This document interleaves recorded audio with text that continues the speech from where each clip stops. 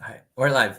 Hello, everybody. This is Chris Gao from Family Source Consultants, and today we have Ishai from New England Fertility Institute. Ishai, why don't you go ahead and introduce yourself to everybody very quickly? Okay, hi Chris. Hi everybody. My name is Ishai. I live in Europe and I am the clinic's international liaison. I'm based over here because our clinic works with a great deal of international intended parents that come from overseas. So I speak Spanish, Hebrew, English, tiny bit of other languages, and I'm here basically to be like a bridge for the intended parents that come from a far away in terms of all their process in dealing with us. So that's why I'm in their time zone, I'm in their kind of geographical location, and just to make the process more accessible. I've been working in this for about almost 10 years in different capacities in this field, and always helping with the intended parents navigate the process. Awesome, awesome. Just well, first, welcome, Ishai, and it's such a pleasure to have you join our webinar today. And we have been, FSC has been working with Ishai and New England Fertility Institute for years, and we have helped a lot of intended parents achieve their dreams of parenthood. And today we're going to focus on talking about surrogacy and egg donation in the United States. So mostly our audience today is going to be international, and wherever you may be, if you're considering surrogacy or egg donation in the United States, this is a webinar for you. And so first, Ishai, can we talk about like what are the advantages of surrogacy and egg donation in the United States compared to other countries? I know there's a lot of countries where surrogacy is illegal, but also there are some other countries where are considered uh, legal in terms of like they're popular worldwide destinations. But what are truly the advantages of intended parents coming to the U.S.? Well, there's, I think, many advantages and one main disadvantage, and I'll talk about it. The advantages are that it's the most transparent, legally comfortable, and also ethical Hmm, hmm. destination in the world. And so, as an intended parent, you're as protected as you can be. There are contracts with every entity which are legally binding. There are very clear rules and regulations. There's everything that goes with the United States in terms of FDA regulation and all sorts of other bodies that oversee the matters concerning assisted reproduction. The technology is the best that you can find anywhere in the world. The doctors are the best. The facilities are the tip of the spear in terms of these technologies. So Hmm. it's the best on most of all of these fronts, really. It's also, like I said, ethical. Everything is fully transparent. You get Hmm. to meet your egg donor if you want. You get to meet your surrogate. You go into direct contact with them. Hmm. You are informed of every step of the way in a fully Hmm. transparent way. Your money is handled in a transparent way through a third party escrow, Right. and everything is very set up in a way that is there to protect you as an intended parent and also to protect the surrogate as the Hmm. surrogate, and so everybody is fully protected and safe. Exactly. It's also the only place that is commercially legal. And I know it might sound strange to talk about these things in those terms, but it is a commercial enterprise in the United States, surrogacy is. And so it means that there is checks and balances, just like in any business sector. There's quality assurance, there's things you can and cannot do, there's regulation. And so a lot of these things are very important for especially things that are so delicate, like having a child and surrogacy and entrusting the most valuable thing you have in life with someone else. So you want to be fully protected. Yep. Um, and the people who get into it, like the surrogates and the egg donors, and this is where the ethical part comes in. They always do it for ethical reasons. They're not trying to milk the intended parents for all their money. They're not trying to just get some money and run off. They're really trying to help first and Mhm. foremost. And of course, they get Right. compensated, Hmm. but that's a secondary thing. So I think all these things together, and there are more that I can about, but we don't have time for that. But those are all I think, the main advantages to working in the United States. And of course, the one I like to be fair and to be fully, honest with everything, so that everybody knows. I think there is one main disadvantage, and that is the price. And a lot of people, unfortunately, cannot afford surrogacy in the United States and also egg Mhm, donation sometimes, mhm, because in America, all these things are quite expensive. And so that's really, if I'm speaking honestly, the only disadvantage. mhm. Other than that, everything else, when you compare it to other countries, the United States has a clear advantage. Yeah, absolutely. Because a lot of sometimes you just get these questions from intended parents, and one of the most popular questions would be, "How do I make sure I can get my baby, and the surrogate is not going to keep my baby?" Like you you read in Yeah, the news or you watching Hollywood movies and stuff like that. And to be honest, I don't think that's a concern in the United States because of all the legal protection and all of the regulations and everything is written black and white in advance before the surrogate receives an embryo transfer. So there's really no chance for the surrogate to claim the child and not want to give the child to the intended correct. parent. And also, surrogates are just so well educated. They understand their responsibilities and their commitment, and they're not like doing this just as a transaction. They're truly wanting to help intended parents become parents, right?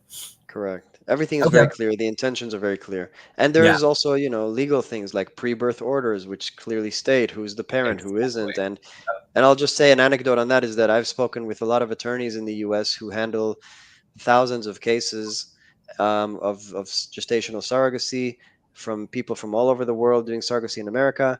And they usually say, like, I've never even once had a case where the surrogate suddenly doesn't want to give up the baby or something like that. That just Mhm. doesn't happen.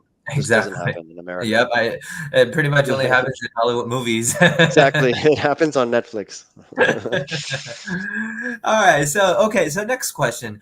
In some countries where surrogacy is illegal, I know recently we might have seen some changes in some European countries.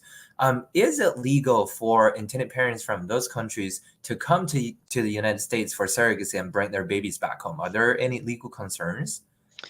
Yeah, so that's a good point. Working with mainly Europeans and people from other countries, I have a good understanding of these things, and it's true that in many countries like Spain, like Italy, like Germany to a certain extent, and many others, Mm-hmm, it is, in fact, in most European countries, it is illegal to do surrogacy in those countries, and so the mm-hmm, people are forced to go elsewhere.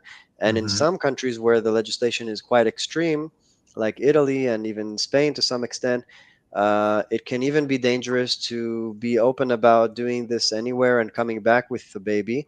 mm-hmm, However, having said that, a lot of the times the fears are not so much based in what can really happen, but just more about the kind of sensationalist headlines that a lot of the times certain politicians or bodies, like maybe extreme feminist groups, like to make noise and headlines about these things and like their intentions mm-hmm. of taking I don't know, stopping people and like all sorts of really far-fetched things.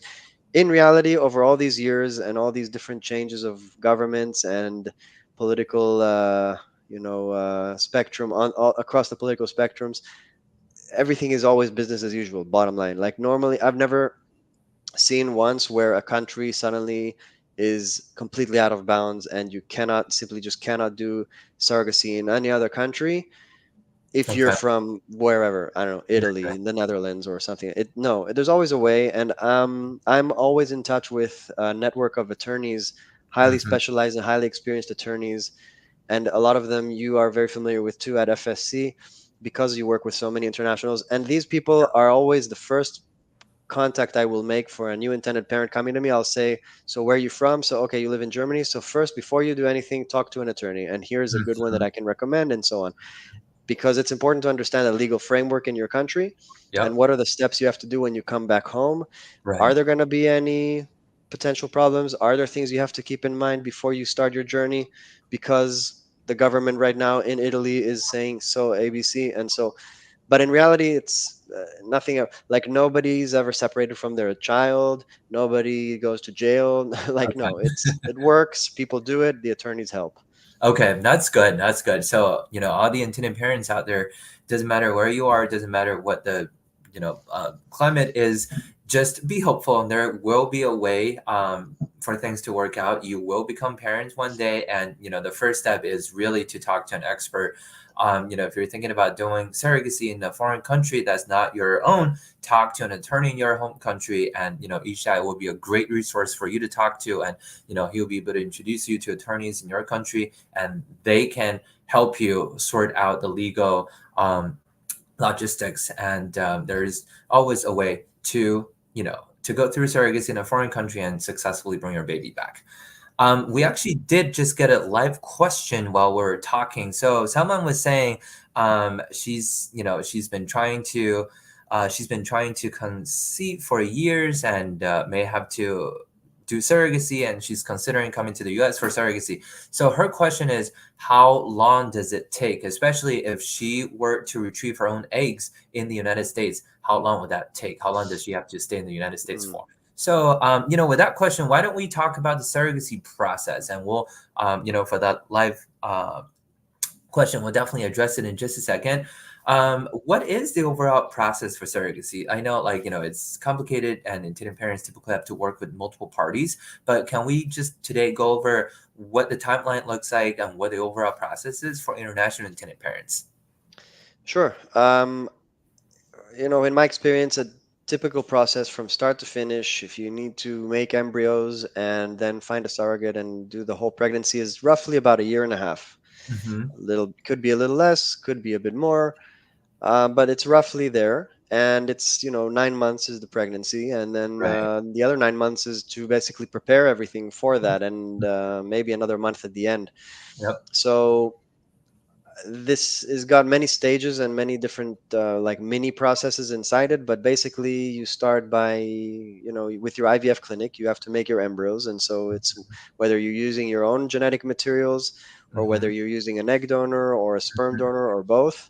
Mm-hmm. You do all of that at the IVF clinic. That would be us in this case. Right. This would be Yep. the first stage, and you reach the point of having embryos. And Mm-hmm. then you can also do genetic testing on these embryos and find out if they're chromosomally normal, and then also know the gender, and you can even select which embryo you'd like to transfer. If you have female and males, that's completely legal in the United States, and there's no Mm-hmm. problem with that. It's called gender selection, and that's fine. Um, so that would be the first part, getting to that stage, and then the second part is the surrogacy. You can move both of these parts simultaneously if you want. Some people also wait until they have embryos, then they take a little break, then they recover maybe financially, then or whatever, take their Right. time and then start looking for a surrogate. Mm-hmm. And then they match. You have to match with a surrogate. She has to do a medical screening process, and then you have to do a contract with her, with attorneys. And the medical screening, I should say, involves coming to our clinic. Mm-hmm. And after the contract, we do the embryo transfer, which also happens at our clinic. And then Right. she's pregnant, and then 9 months later, you have a baby. You fly to the United States a little bit before that, and everybody's happy. That's generally how it goes. Right. Um, Now, when you're using your own genetic material, Mm-hmm. like in this case of this person who was asking, then it is possible to do quite a lot of the preparation in your home country. And you could, in theory, start with, for instance, if you're a woman and you want to use your eggs, but you want us to do the retrieval at our clinic, you could start with the stimulation at home. We'll do an evaluation, we'll have you do, I mean, these things at home, do an evaluation, we'll send you the requisitions, we'll send you the instructions. There will be a kind of a process with our nurses and our doctor from afar, and Mm-hmm. we'll guide you and tell you which medications to get, how, where, and then you can do all of this and start it at home to the point where you can literally travel to our clinic just a couple of days before your retrieval and just do the retrieval at Neffy at our clinic, and then we'll do the IVF and you can go back home. So just a few days at the Wow. least. Some people, for various reasons, might want to do the whole stimulation cycle, which is roughly 30 days Okay. at Neffy, and that's also a possibility. We do get quite a few of those too.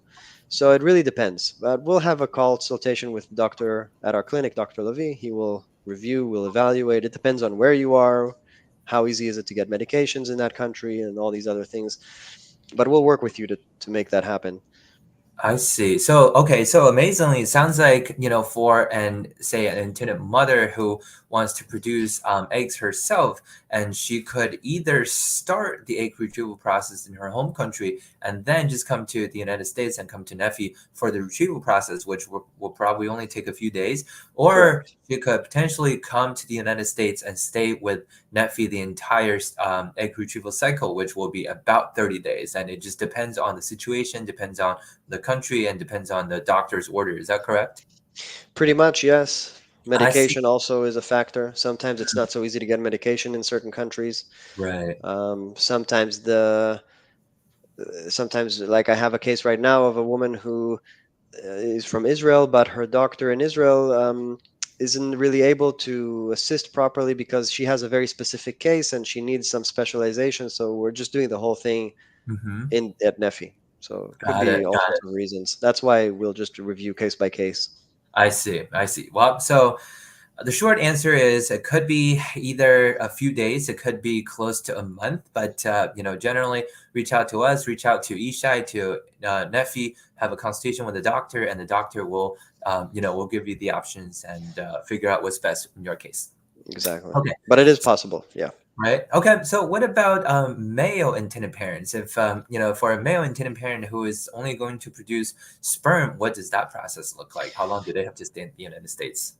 So they might not even have to come at all. I mean, the male patient is just a question of getting a sperm sample to our clinic, and for that, you can either ship it or you can come and give it yourself at the clinic. If you're Hmm. shipping, then there are certain clinics across Europe and other parts of the world that we already work with and know, and they know how to do this, and they know how to receive a male patient and take a sperm sample and freeze it, and even do FDA testing, which is another requirement, Hmm. and arrange the shipment of the sample to Nefi, and then the person doesn't have to go anywhere.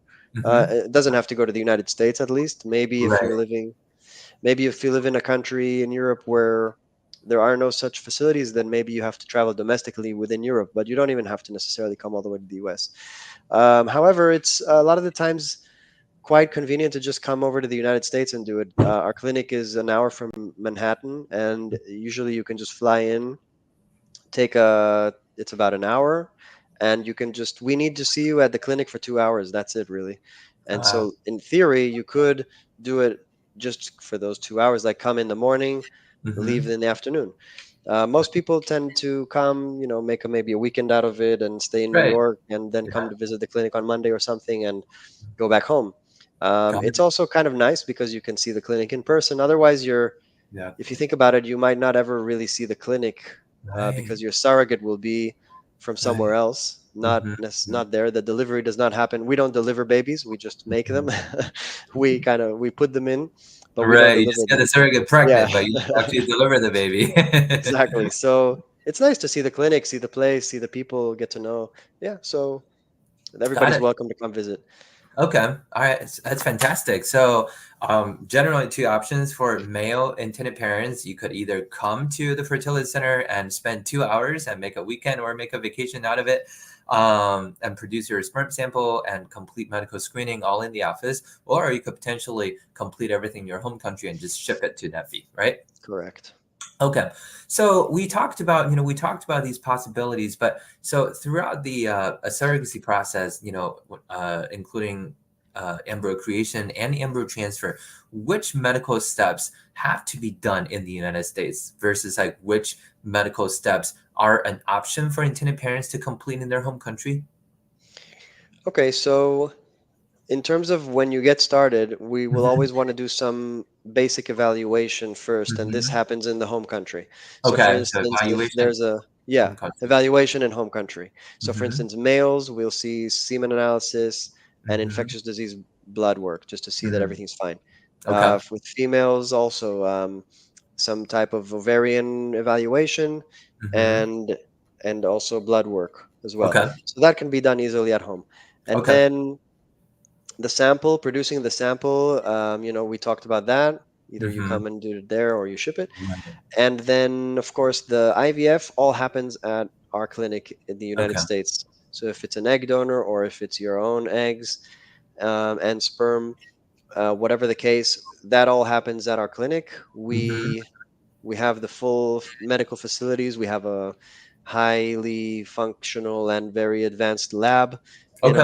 in our facility as well. So everything happens on site, and yeah, that'll all happen over there. We Okay. also, I can mention, we can do a large variety of IVFs, in the sense of we can use frozen eggs, we can do fresh eggs, we can ship eggs from other destinations if necessary. Mm-hmm. So if you're working with an egg donor, for instance, then again, sometimes you can. We have our own egg donor bank at our clinic as well, so people can choose egg donors from our egg donor pool, or they can choose them from other agencies, and then the donor comes over, and also all that happens at our clinic: the stimulation, the retrieval, Right. the IVF. I mentioned earlier there is also PGS testing, genetics Mm-hmm. testing on the embryos, so that also Mm-hmm. happens at our clinic. The Mm-hmm. Okay. biopsy of the embryos, so PGS, Right. PGT. Right. If there are special cases that need to do PGD or other tests, we also can do that at the clinic too. Mm-hmm. And then the next part with the surrogacy and the transfers, of course, that also does happen in the U.S. At Right. our clinic, I mean. So the transfers also happen. Also before that, the review of the surrogate, the medical screening of the surrogate, that also happens at our clinic. Everything Mm-hmm. actually happens under our roof, pretty much. Okay. Got And it. then the and even the monitoring of the surrogate during her first trimester happens under our care, if not necessarily Mhm. at our office. Right. So all those things happen there. Of course, the delivery happens, and then the intended parents basically have to travel to the US just at the end for the Mhm. delivery. And a Mhm. lot of the times, for international intended parents, that really is the only trip they ever make, because, like I said, you could ship your sperm, but you only have to come for the delivery. That's the Okay. only necessary Right. trip you have to make. Okay, so generally, in short, international intended parents really only have to come. I guess it depends on the situation. If you're using your own eggs, you will have to come for the egg retrieval, and then the second time you come is to pick up the baby. And for male intended parents, really, you just have to come to pick up the baby because it's possible for you to arrange your medical screening and semen collection in your home country and just ship it to Nephi. However, if you do choose to come to the United States to Nephi to produce the semen sample yourself, obviously that'll be one visit, and then the second time you come is going to be to pick up the baby, right? Correct. And we do not intend parents present for embryo transfer at Nephi. We do not intend parents present for basically any treatments the surrogate is receiving, right? Yeah. They don't have to. Of course, they're more than welcome to. And a lot of the domestic intended parents that come from, like, the New York area and stuff, they Yeah, do come for that. right, But right. of course, understandably, international intended parents is harder, and they Mm-hmm, can't really come. But necessity, no, you don't need to come. mm-hmm, But if people do come, from my experience from abroad, they will mm-hmm, come for maybe, meeting the surrogate at some point mm-hmm. early Yeah, on, right. maybe coming for some big benchmark Mm-hmm, test, like the week 20 ultrasound, the full anatomy scan, mm-hmm. to be there to see her, to spend some time with her, touch the belly, have all that experience. It's Right. it's one of the difficulties of doing it from far away, because you Uh-huh. don't really get to have that so much. Yeah.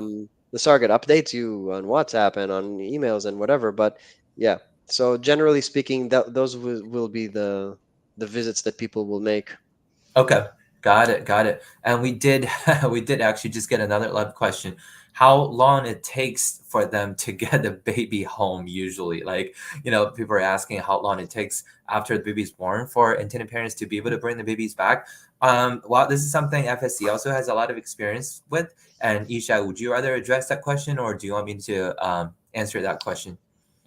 I will just say that I'm happy for you to address. I'll just say that the reason it's, I think, better that you talk about this is because, and this is another important thing to understand about the process. Once the surrogate transfers and becomes pregnant, the fertility clinic, us, continue monitoring her pregnancy until she's done with her first trimester. And at that Mm-hmm. point, really, we're kind of out of the picture.